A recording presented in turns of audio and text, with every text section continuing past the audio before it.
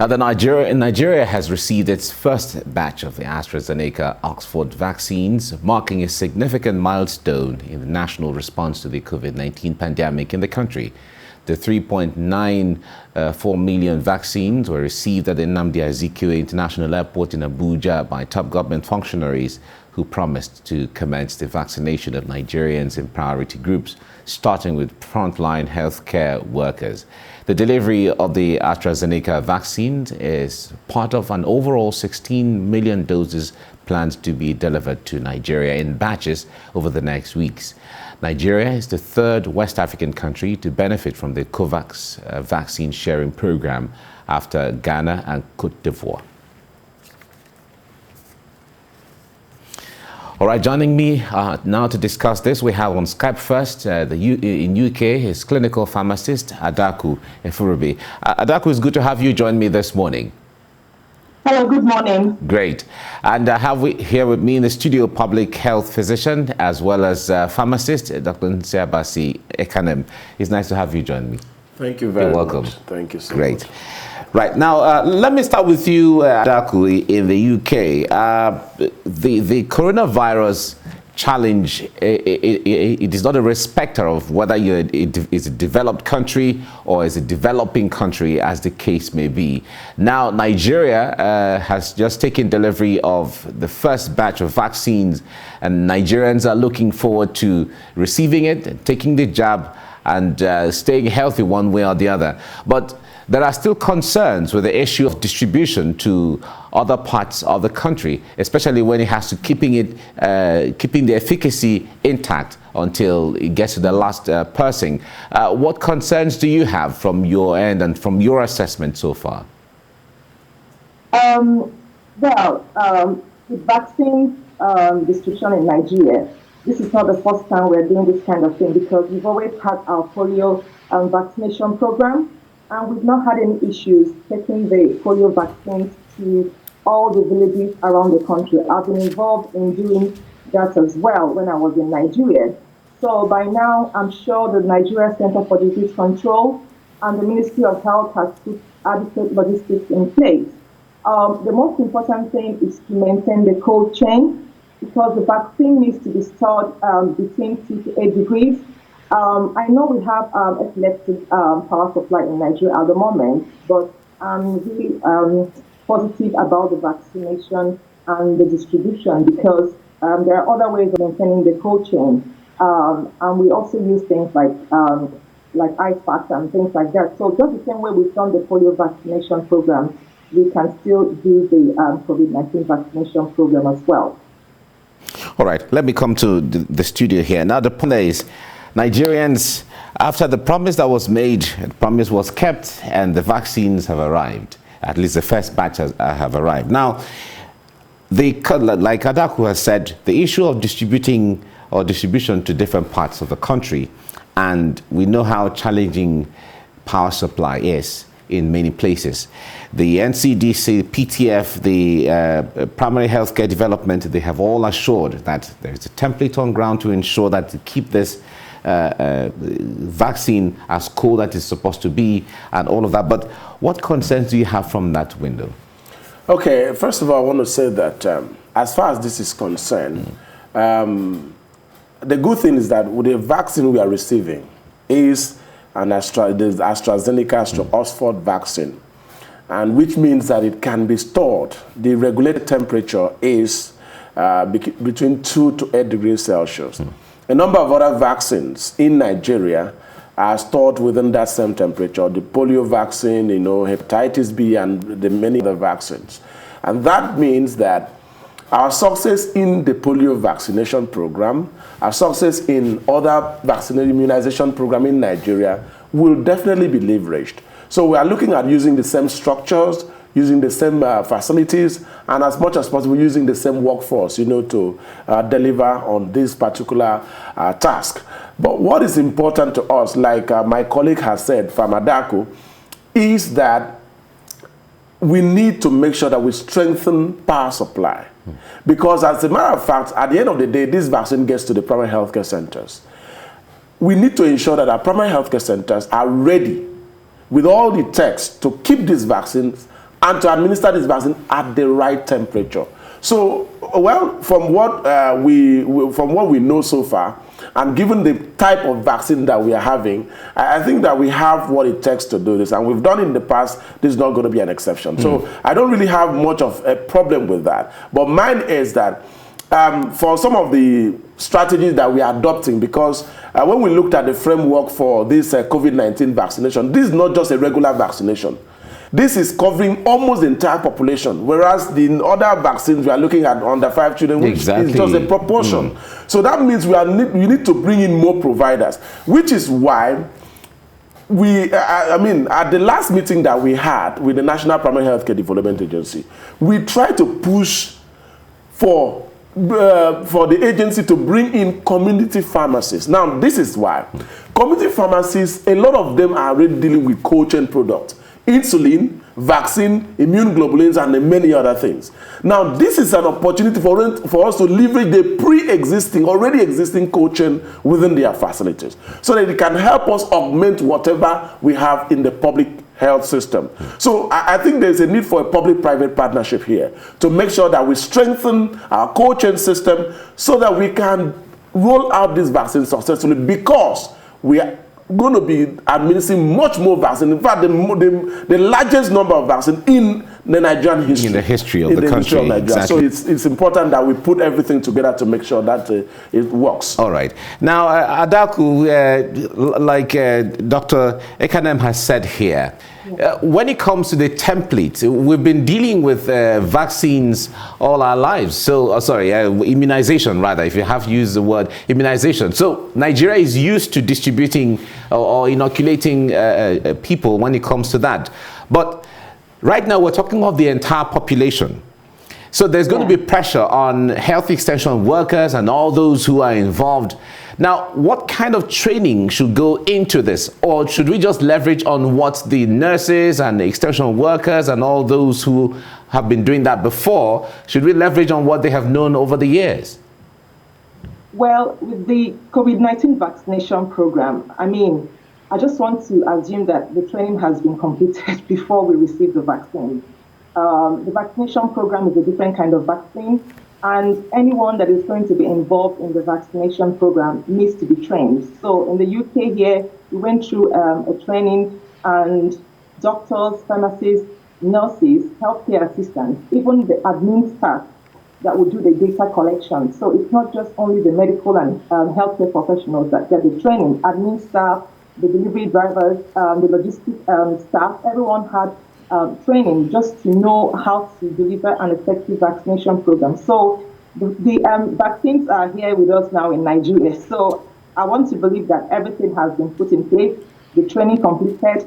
For the last few months, I've been advocating for training, and I've been advocating for integrated healthcare, for everyone to work together, every member of the healthcare team. So I just want to assume that this has been done, because we need to capture data. It's so very important. And we need to ensure we maintain the cold chain. We also need to ensure we have adequate emergency services on ground, just in case any patient suffers anaphylactic shock. So it's a different kind of vaccine. And we have screening questions as well, and consent forms for patients to sign. So I want to believe the paperwork, the logistics, the healthcare professionals, that everyone now is on ground and fully trained. We can't be doing the training when the program is just about to kick off. We must have finished the training before now. That is the ideal thing to do. But if we have not done it, we can still try and provide a fast-track program training for everyone, so that we can deliver an effective vaccination program for Nigerians. All right, Nse, who can take the vaccine and who cannot take the vaccine?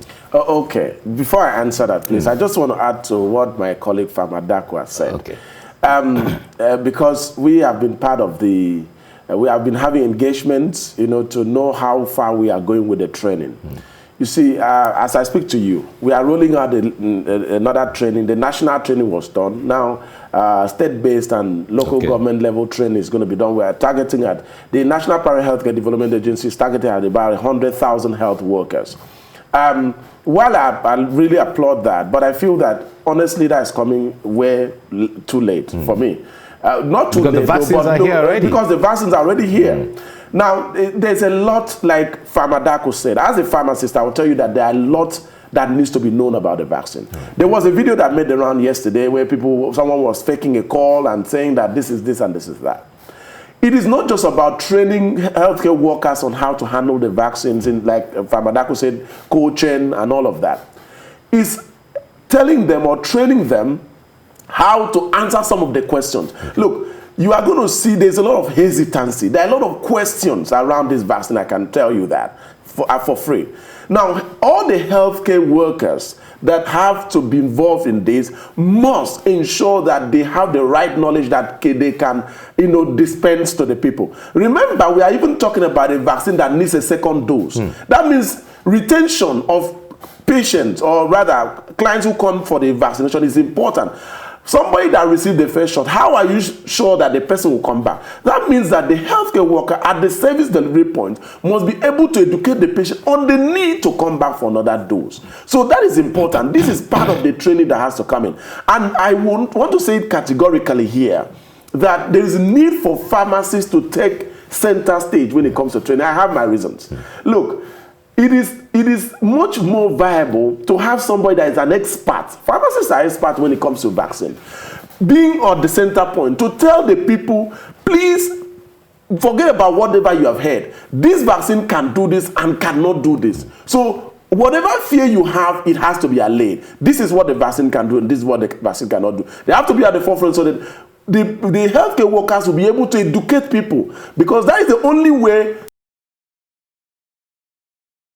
Norway received the first shot, and when she received the second shot, she had a reaction. At the first shot, she did not have. Now, do you know what she said? That if she had this reaction when she received the first shot, she would never come back. That's one of the things that our healthcare workers must try to deliver so that we can have a successful program.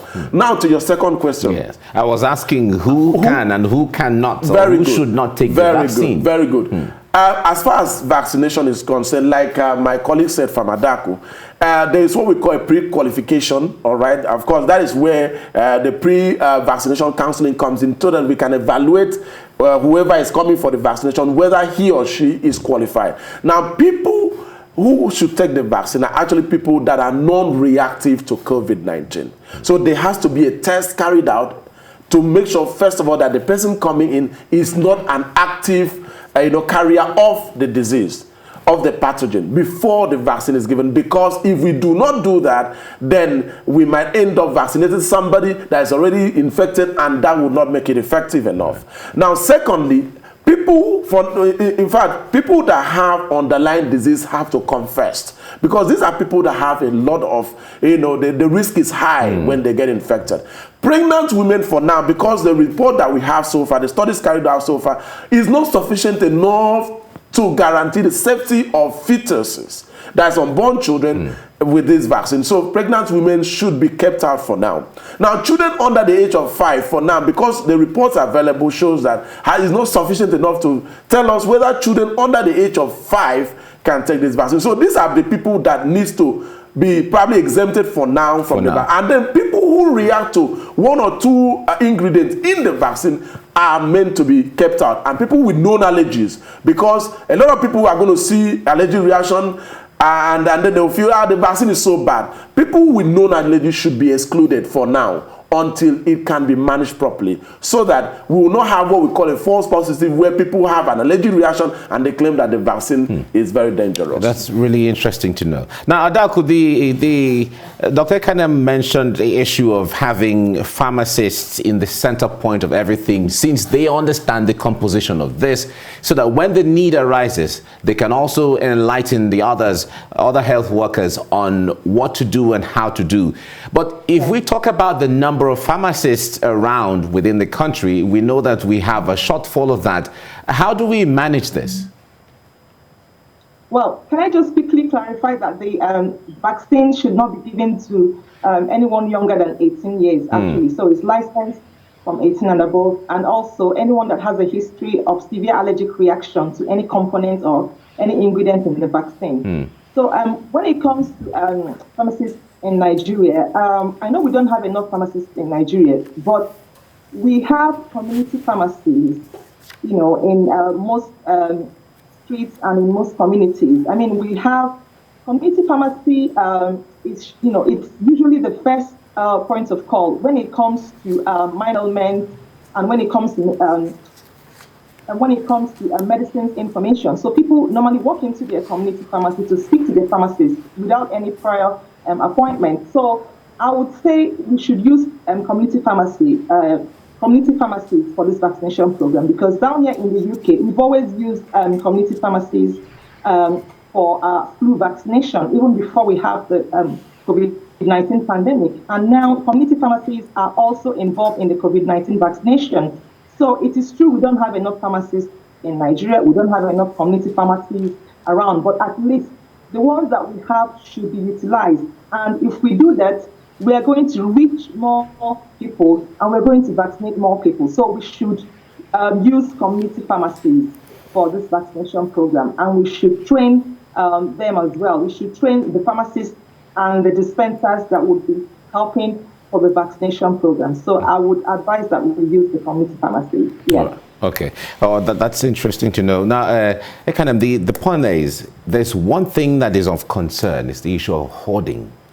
Now, when people have access to the vaccine, especially for those who are taking it to the hinterland, into the villages and all of those places, sometimes some of the workers or those who have access to it have a concern of keeping it for their family and for relatives and all of that. What concerns do you have around the issue of hoarding? Yes, you have. I have a serious concern around it, given the fact that the peculiarity of COVID-19 vaccine. Yesterday I was somewhere, I was attending to somebody yesterday, and the question he asked me was, how do I get this vaccine for my family? Because I know that at primary healthcare centers, much likely you may have to tip somebody, you may have to do this and that to get, and some persons will keep the vaccine for even to sell. That's it. So the truth is that when we had a meeting with the National Primary Healthcare Development Agency, we looked at the plan. Honestly speaking, there is a lot of plan in place to make sure that we check that. Now, there are going to be special forces or special task force that will be sent to every vaccination point, given the mandate or saddled with the responsibility of tracking every vaccine, making sure that if 50 vaccine doses were dispensed, 50 persons must take it. And they have the mandate to report any malpractices in the administration of the vaccine to the national coordinator.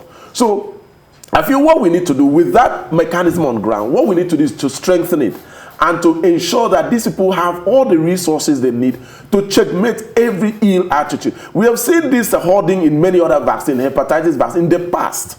But we are just hoping that with the mechanism in place, for me, I think that the National Primary Healthcare Development Agency seem to have seen a lot of these things, and they have really worked behind the scenes to make sure that these things are addressed. That is why they put in this special task force that will be assigned to every post, every point where vaccine is, service delivery point, to ensure that vaccines are totally used, and in event where vaccines probably fall below the temperature of 2 to 8 degrees Celsius, such vaccine must be discarded immediately. So the task force is on ground. All we need to do is to give them resources, give them the funding and everything to strengthen their activity at that level. So there's a likelihood that somehow we could also lose some of the doses that have been sent, either due to temperature issues or failure in power supply and all of that. Now the issue, let me stay with you, the issue of security in some parts of the country is of great concern. I wonder, when we're talking about distributing these vaccines to places in the northeast, the places in Zamfara State, and all of those places where there seem to be security challenges, I wonder what you feel about this. Well, it's going to be a real challenge. Honestly, it's going to be a serious challenge. You see, in some states, schools have been closed already. Now, I feel that we should adopt what we are seeing in the United States. As I speak to you, the members of the National Guard are involved in this vaccination.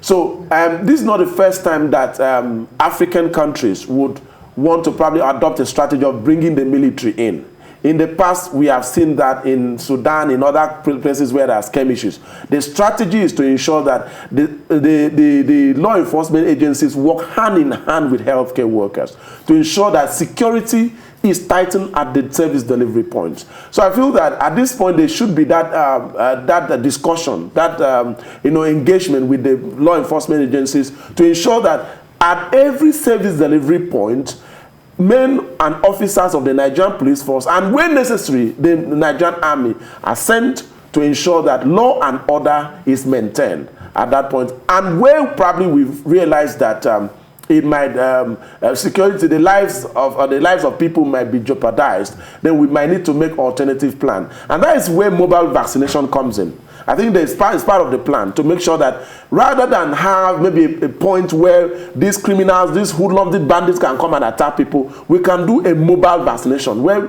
we can move to attend to people in clusters, can go into a street, bring people together. Because we have the van already, we just administer the vaccine and then we move. Before these bad guys begin to trace where we already have probably been done and have left those places. So we need to be tactical, we need to be more strategic in ensuring that we bring in both the law enforcement agents and the healthcare workers to work together to ensure that every Nigerian has access to the vaccine. Okay. Adaku, the UK has a success story of evenly or equitably distributing vaccines where people are taking it and it's going on seamlessly.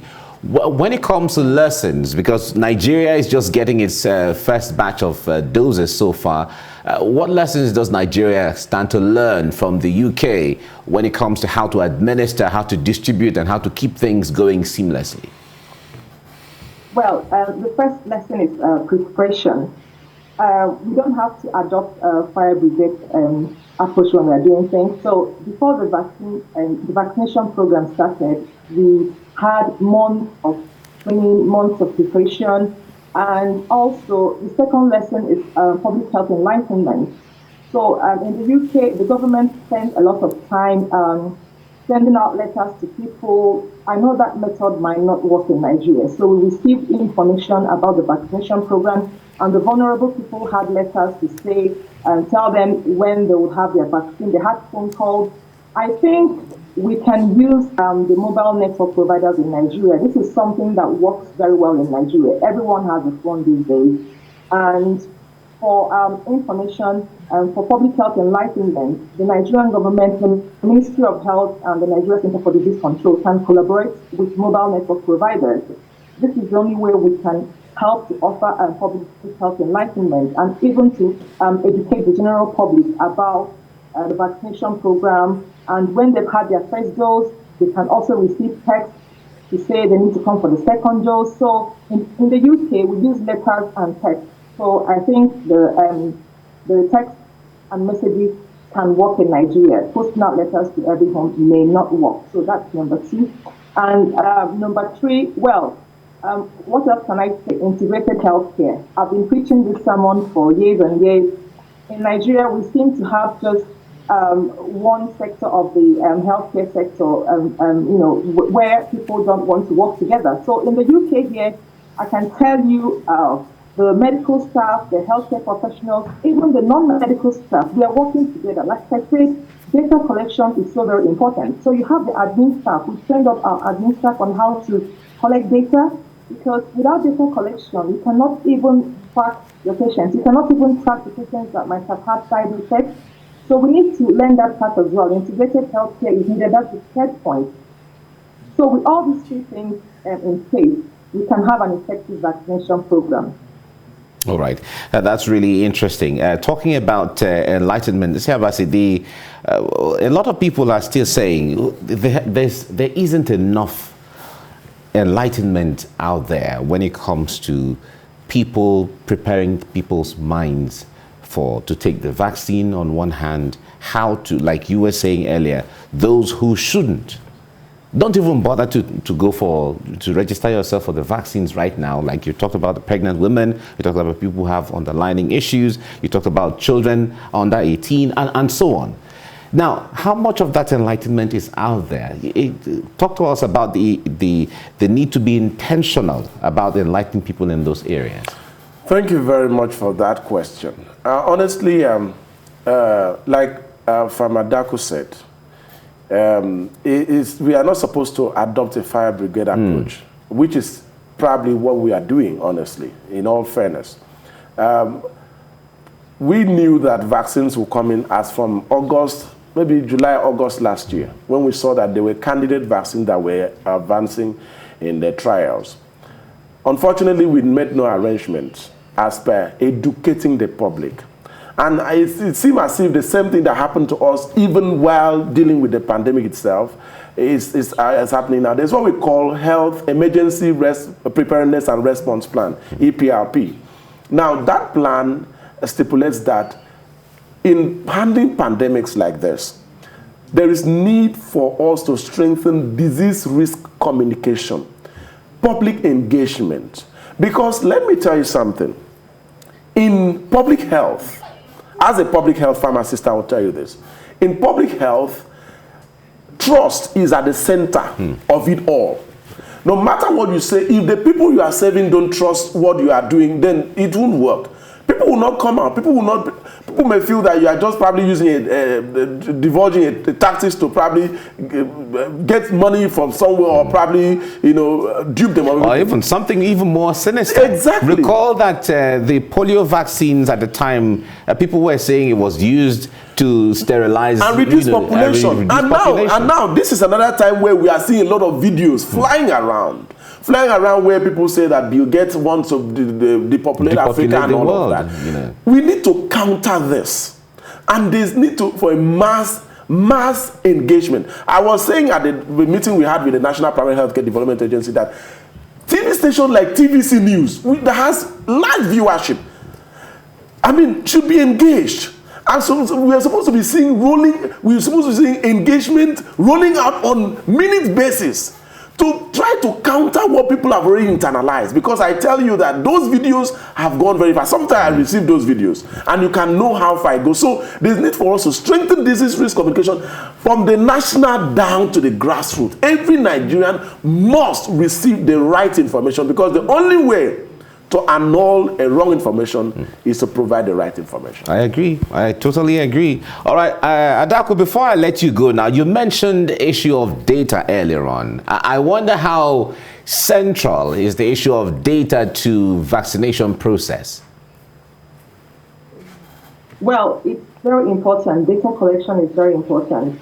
At the moment, some Nigerians may not even have their allergy history or medical history, and it's going to be very difficult, but we still have to have that conversation face to face to get that information before they can have their vaccination. But once they've had their vaccination, I think it's going to be a simple process, because we use our mobile phones these days. So with their phone numbers, they can receive a text to know the date to come back for their second dose. Even if you tell them and give them a card, you can still back it up with a text message to say, come back for the second dose, because the second dose is meant to be taken within 8 to 12 weeks, of having the first dose. So data collection is very important, because through data collection, you can actually know the number of people you have vaccinated. You can also follow them up, and you can know whether you've built up adequate herd immunity. So with the vaccination program, we cannot overemphasize the usefulness of data collection. And like I said, these things are being done by non-medical staff, and I just hope and I'm positive that we've had that thing, and we have admin staff that can help, and that the Nigerian government is going to collaborate with network providers, because mobile phones are very, very, very important when it comes to this kind of information dissemination and public health enlightenment. Another thing the UK government is using is social media. It's very important. These days, people have their Facebook and Instagram, so we also have to make sure we, just like Mr. has said, we need to make sure that we push out the right information, because when the wrong information is being circulated and there is no right information to counter it, people will just run with the wrong information. So data collection, public health enlightenment, we have to make those things a priority for the vaccination program. All right. Thank you so much, Adaku Efuribe, a clinical pharmacist, joining us from the UK. We really appreciate your insight into all of this. Thank you. You're welcome. Thank you. All right. Dr. Ntia Basie Kanem, thank you very much for joining us as well. Thank you so much. Really appreciate you. Thank you for what you do. Thank you. It's a pleasure. All right.